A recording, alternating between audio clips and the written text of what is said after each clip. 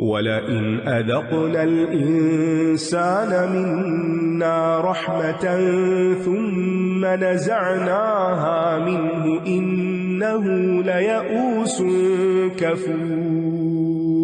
وَلَئِنْ أَذَقْنَاهُ نَعْمَاءَ بَعْدَ ضَرَّاءَ مَسَّتْهُ لَيَقُولَنَّ ذَهَبَ السَّيِّئَاتُ عَنِّي إِنَّهُ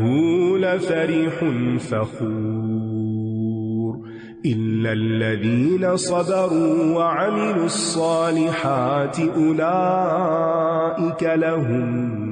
مغفرة وأجر كبير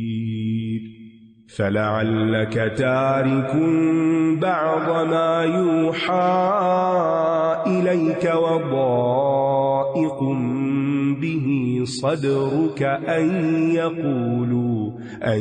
يقولوا لولا أنزل عليه كنز أو جاء معه ملك إنما أنت نذير والله على كل شيء وكيل أم يقولون افتراه قل فأتوا بعشر سور مثله مفتريات وادعوا من استطعتم من دون الله إن كنتم صادقين فإن لم يستجيبوا لكم فاعلموا أنما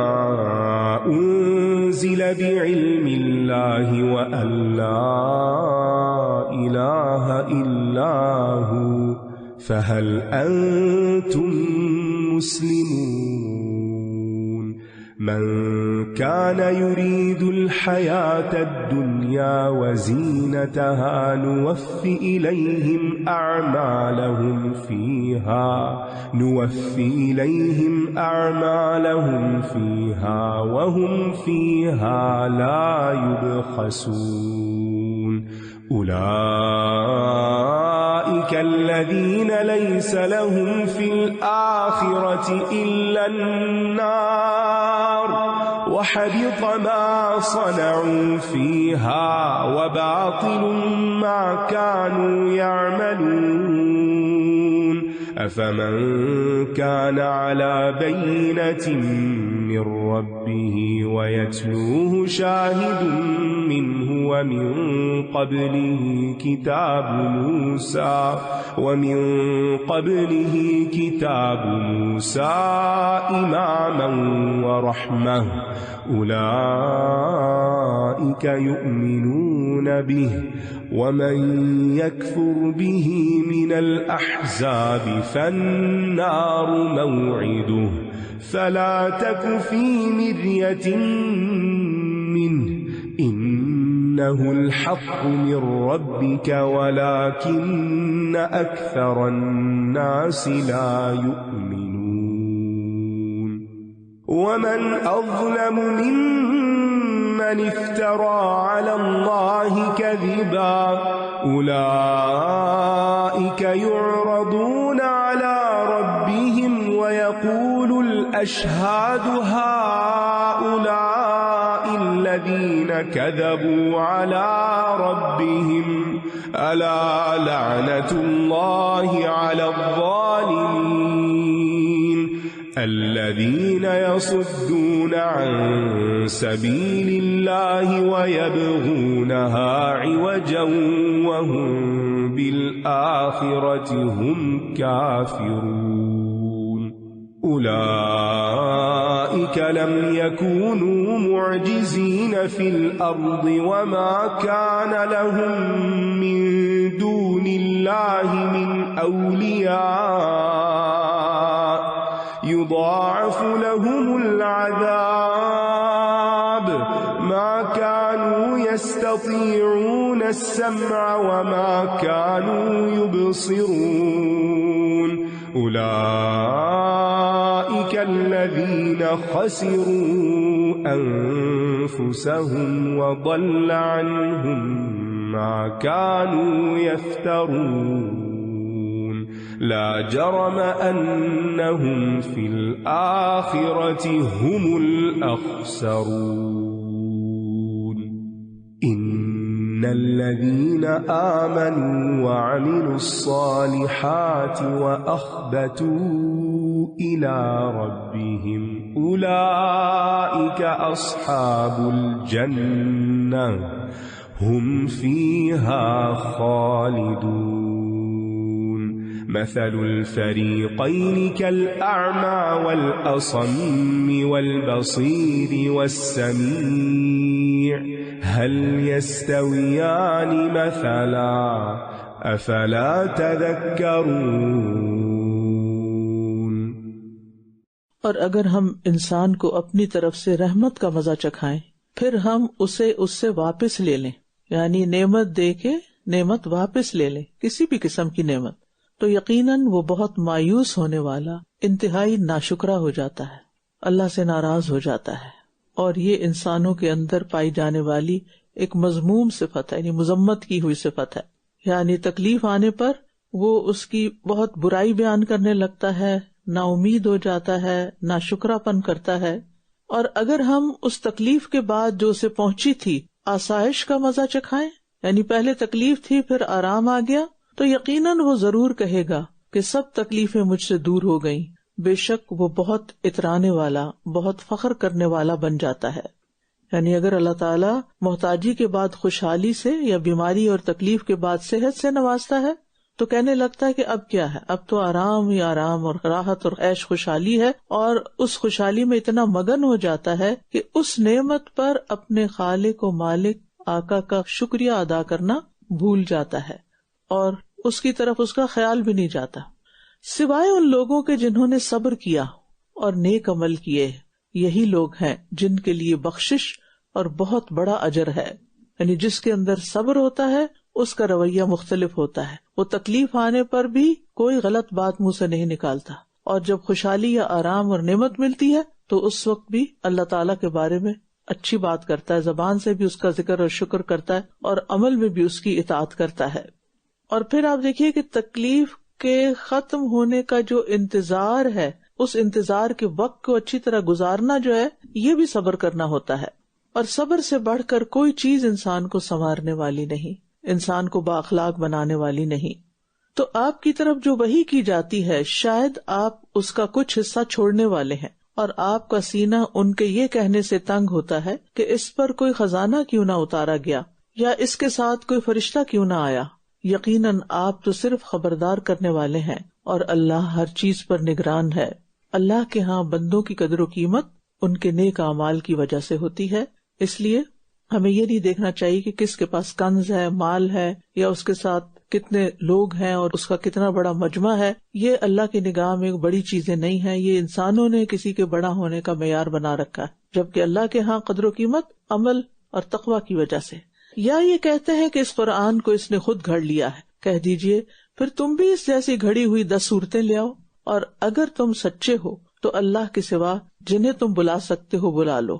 یعنی رب کے کلام اور مخلوق کے کلام میں تو کوئی نسبت ہو ہی نہیں سکتی، کسی کے اندر یہ طاقت ہی نہیں، قدرت ہی نہیں، صلاحیت ہی نہیں کہ وہ اس قرآن جیسی 10 صورتیں تو کیا ایک صورت بھی بنا لائے، کیونکہ یہ تو اللہ کا کلام ہے اور انسان کا کلام تو بالکل مختلف ہوتا ہے۔ پھر اگر یہ تمہاری بات کا جواب نہ دے تو جان لو کہ بے شک یہ قرآن اللہ کے علم سے نازل کیا گیا ہے، اور یہ کہ اس کے سوا کوئی معبود نہیں، تو کیا تم فرما بردار بنتے ہو، یعنی اس بات کو مانتے ہو۔ اصل میں قرآن مجید کو اللہ کا کلام ثابت کرنے کے لیے بارہا یہ تاکیدی آیات کیوں آتی ہیں؟ کیونکہ اسی سے نبی صلی اللہ علیہ وسلم کی نبوت ثابت ہوتی۔ یاسین والقرآن الحکیم انک لمن المرسلین، قسم ہے قرآن حکیم کی کہ آپ رسولوں میں سے، یعنی نبی صلی اللہ علیہ وسلم کی رسالت کی گواہی قرآن دیتا ہے، اور قرآن کی گواہی کہ اللہ کا کلام ہے خود قرآن دیتا ہے کہ اس جیسا کوئی اور کلام ہے ہی نہیں، نہ کوئی ایسا بنا سکتا ہے۔ جو کوئی دنیا کی زندگی اور اس کی زینت چاہتا ہو، ہم انہیں اس دنیا میں ان کے اعمال کا پورا پورا بدلہ دے دیں گے، اور اس میں ان سے کمی نہ کی جائے گی۔ یہی وہ لوگ ہیں جن کے لیے آخرت میں آگ کے سوا کچھ نہیں، اور جو کچھ انہوں نے اس دنیا میں بنایا تھا وہ سب ضائع ہو گیا، کیونکہ انسان اپنے ساتھ کچھ نہیں لے جا سکتا، اور جو کچھ یہ کر رہے ہیں وہ برباد ہونے والا ہے۔ ان آیات کے مخاطب صرف کافر نہیں ہے، اس میں مسلمان بھی شامل ہیں۔ یہ ایک اللہ کا قانون ہے جو سب کے لیے برابر ہے، اور وہ کیا کہ نیکی کا جو کام بھی صرف دنیا کمانے کے لیے کیا جائے گا اس کا بدلہ انسان کو دنیا میں ہی مل جائے گا، آخرت میں اس کا کچھ حصہ نہ ہوگا۔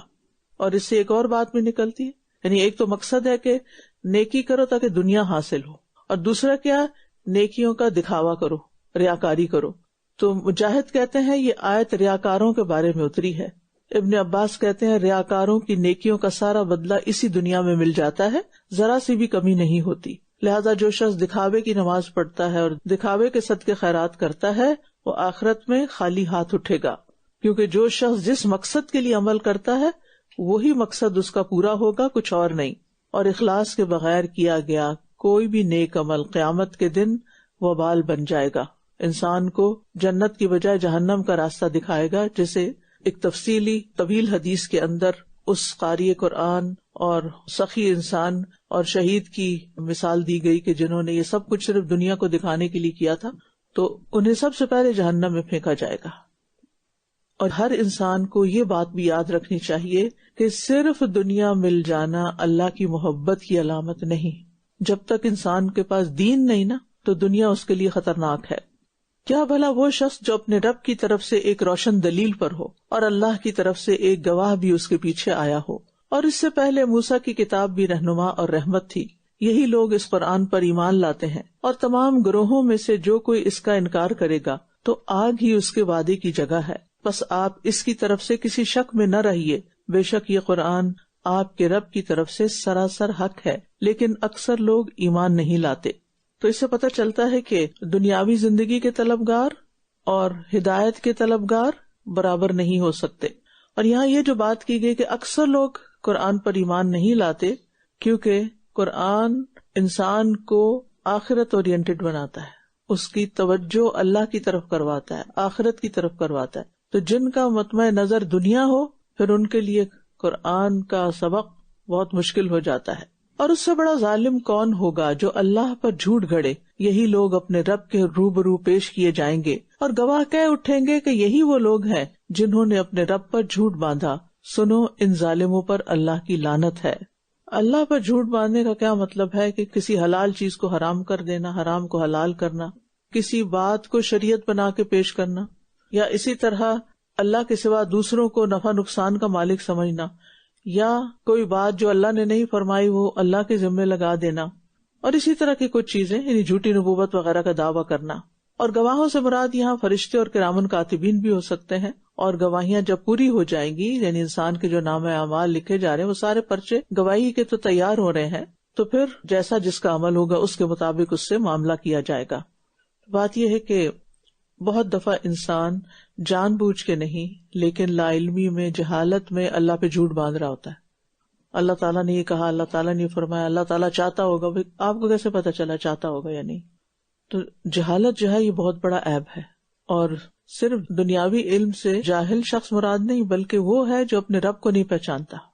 جو اللہ کے راستے سے روکتے ہیں اور اس میں ٹیڑھا پن تلاش کرتے ہیں، اور یہی لوگ آخرت کے انکاری ہیں۔ یہ لوگ اللہ کو زمین میں عاجز کرنے والے نہ تھے، اور ان کے لیے اللہ کے سوا کوئی مددگار نہیں، ان کے لیے عذاب دگنا کیا جائے گا، نہ یہ سننے کی طاقت رکھتے تھے اور نہ ہی یہ دیکھتے تھے۔ تو دوسروں کو گناہ کی طرف بلانے سے بھی بچنا چاہیے، کیونکہ ان سب کے گناہ کا وبال بھی بلانے والے کے سر پہ پڑ جائے گا ان کے علاوہ۔ اور جو اللہ کے راستے سے روکنے کی بات ہوئی ہے، تو بات یہ ہے کہ انسان کے لیے بدترین محرومی یہ ہے کہ وہ اپنا وقت، مال اور ساری فکر و صلاحیت اللہ کے دین سے روکنے میں لگا دے۔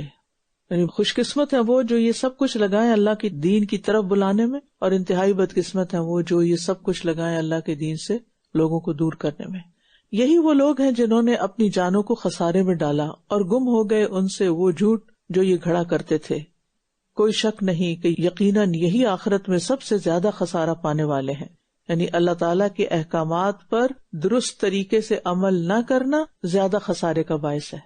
صحیح طور پر عمل کرنا چاہیے، مطلب ایک شخص اللہ کا کوئی حکم مانتا ہی نہیں تو اس کو تو ایک الگ سزا ملے گی، لیکن ایک وہ ہے جو حکم تو مان رہا ہے، مثلا نماز پڑھ رہا ہے لیکن صحیح طریقے سے نہیں پڑھ رہا، وضو کر رہا ہے لیکن صحیح طریقے سے وضو نہیں کر رہا. وہ ایک دفعہ نبی صلی اللہ علیہ وسلم نے حضرت ابو ہریرہ سے کہا نا کہ بلند آواز سے پکارو ویل للعقاب من النار. تو وہ وجہ کیا تھی کہ ایڑیوں کے لیے آگ کی ہلاکت ہے. وہ کون سی ایڑیاں تھی؟ جو وضو میں خشک رہ جائیں. تو اب وہ کیا کر رہا ہے؟ وضو کر رہا ہے لیکن صحیح نہیں کر رہا، نماز پڑھ رہا ہے صحیح نہیں پڑھ رہا.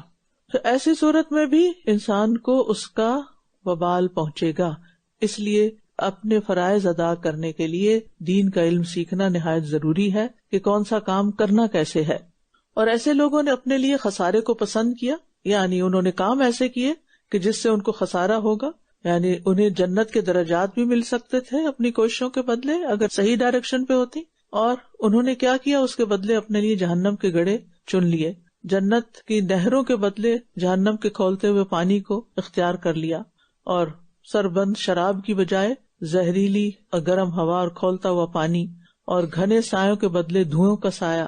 اور اسی طرح بلند و بالا محلات کی بجائے جہنم کی گہرائی اور درکات، اللہ کی قربت اور دیدار کی بجائے اللہ کے غضب اور عذاب کو دعوت دی. بے شک جو لوگ ایمان لائے اور انہوں نے نیک عمل کیے اور اپنے رب کی طرف عاجزی کی، یہی لوگ جنت کے ساتھی ہیں، وہ اس میں ہمیشہ رہنے والے ہیں. اخبتوا الی ربہم، یعنی ہر ایک سے کٹ کر اپنے رب کی طرف پوری دل جمعی اور کامل یکسوئی کے ساتھ جھک پڑے. اخبات کا مطلب ہوتا ہے جھکنا، عاجزی کرنا، یعنی وہ اللہ کی عظمت کے سامنے جھکنے والے ہیں، اپنے دل میں اس کی محبت اور اس کا خوف اور اسی پر امیدیں رکھنے والے ہیں، اور انہی حالات میں اس کی طرف لوٹے اور اللہ کے حضور اپنی مسکنت اور عاجزی کا اظہار کیا. ان دونوں گروہوں کی مثال ایسی ہے، یعنی جن کا ذکر ہوا ہے، جیسے ایک اندھا اور بہرا ہو اور دوسرا دیکھنے اور سننے والا. کیا یہ دونوں مثال میں برابر ہو سکتے ہیں؟ کیا پھر بھی تم نصیحت حاصل نہیں کرتے؟ یعنی مومن اور کافر دونوں ایک دوسرے کی ضد ہیں. ایک اندھا اور بہرا ہے کیونکہ وہ حق کو نہیں دیکھتا، حق کے دلائل نہیں سن پاتا، حق بات سننے کو تیار نہیں. اور اس کے برعکس مومن کا معاملہ کیا ہے کہ وہ حق میں دلچسپی رکھتا ہے، وہ حق کو جاننا چاہتا ہے، اور حق کو جان کر حق اور باطل میں تمیز کر سکتا ہے، اور حق کو جان کر اپنے شکوک و شبہات کا ازالہ کرتا ہے اور باطل سے رکتا ہے. تو وہ لوگ جو وحی الہی سے سیراب ہوتے ہیں اور وہ جو اندھیروں میں بھٹک رہے ہیں ایک جیسے نہیں ہو سکتے. وَلَقَدْ أَرْسَلْنَا نُوحًا إِلَىٰ قَوْمِهِ إِنِّي لَكُمْ نَذِيرٌ مُّبِينٌ أَلَّا تَعْبُدُوا إِلَّا اللَّهَ إِنِّي أَخَافُ عَلَيْكُمْ عَذَابَ يَوْمٍ أَلِيمٍ. فقال الملأ الذين كفروا من قومه ما نراك إلا بشرا مثلنا وما نراك اتبعك إلا الذين هم أراذلنا بادي الرأي وما نرى لكم علينا من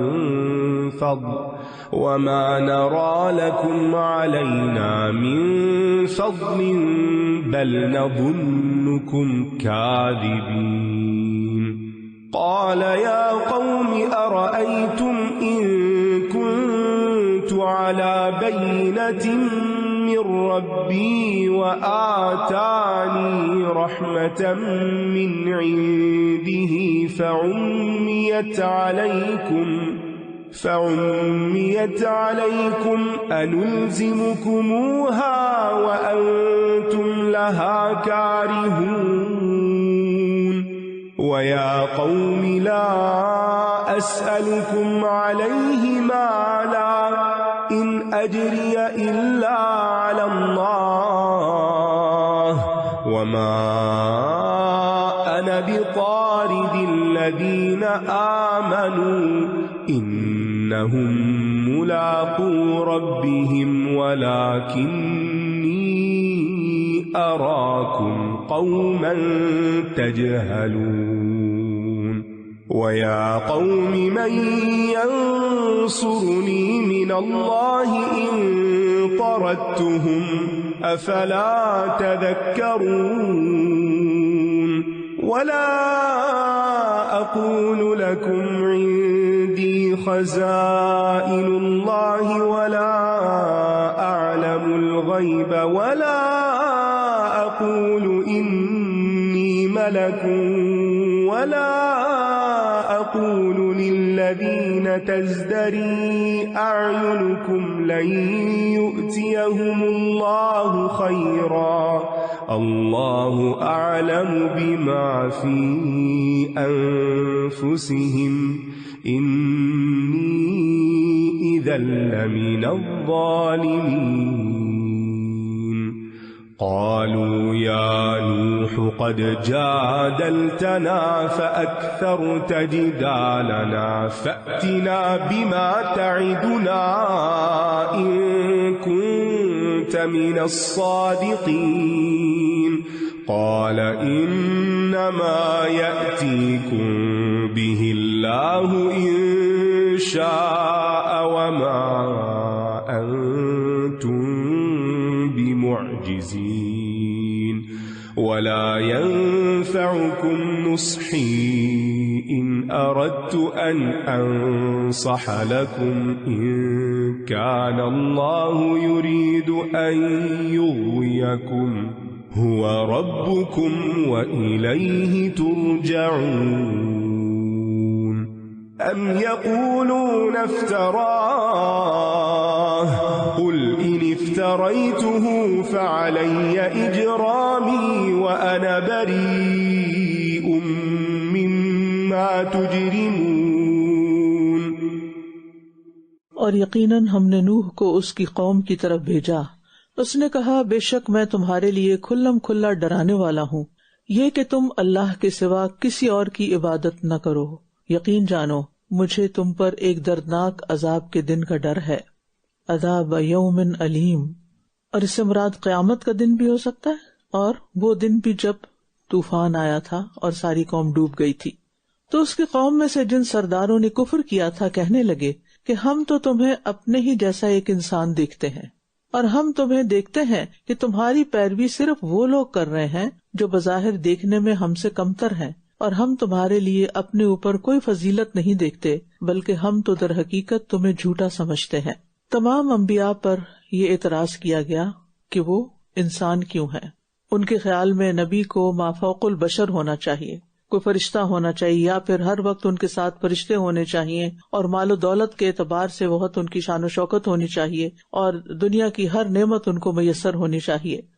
اور عموماً یہ اعتراضات خوشحال طبقے کی طرف سے آتے ہیں، کیونکہ وہ اسی پیمانے اور اسی معیار پر دوسروں کو ناپتے اور تولتے ہیں. جب لوگ ان کو اپنے معیار کے مطابق نظر نہیں آتے تو پھر اگر وہ حق بھی پیش کر رہے ہو تو اس کو قبول نہیں کرتے، اور اس طرح حق میں سبقت لے جانے سے وہ محروم ہو جاتے ہیں. اور تمام انبیاء کے جو ابتدائی فالوورز تھے ان کی اکثریت جو تھی وہ معاشرے کا پسا ہوا کمزور طبقہ تھا. اسی لیے ہرقل نے ابو سفیان سے سوال کیا تھا کہ محمد صلی اللہ علیہ وسلم کے جو پیروکار ہیں وہ معزز سمجھے جانے والے لوگ ہیں یا پھر کمزور لوگ ہیں؟ تو ابو سفیان نے کہا کہ کمزور لوگ. اس پر ہرقل نے کہا رسولوں کے پیروکار یہی لوگ ہوتے ہیں.